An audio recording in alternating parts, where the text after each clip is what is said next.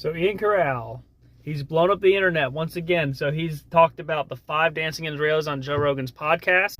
Naturally, you're going to get people who oppose this narrative, and they try and depict what Ian was saying about the dancing Israelis as terrorist propaganda. Of course, the 5 dancing Israelis are just the beginning to this.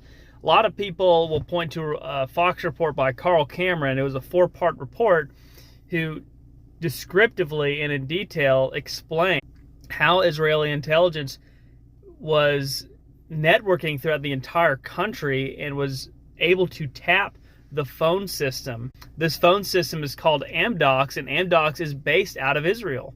I'm going to take you through that 4-part series. We're going to start here with part 1. Since September 11th, more than 60 Israelis have been arrested or detained, either under the new Patriot anti-terrorism law or for immigration violations.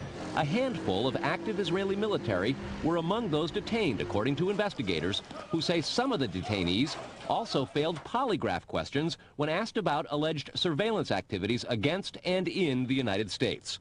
There is no indication that the Israelis were involved in the 9/11 attacks, but investigators suspect that the Israelis may have gathered intelligence about the attacks in advance and not shared it. A highly placed investigator said there are, quote, tie-ins, but when asked for details, he flatly refused to describe them, saying, quote, evidence linking these Israelis to 911 is classified. I cannot tell you about evidence that has been gathered. It's classified information. Fox News has learned that one group of Israelis, spotted in North Carolina recently, is suspected of keeping an apartment in California to spy on a group of Arabs who the United States is also investigating for links to terrorism.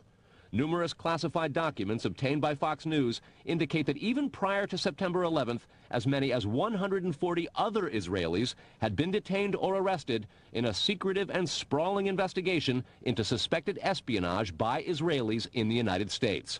Investigators from numerous government agencies are part of a working group that's been compiling evidence since the mid-90s.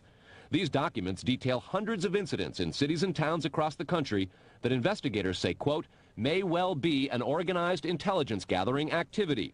The first part of the investigation focuses on Israelis who say they are art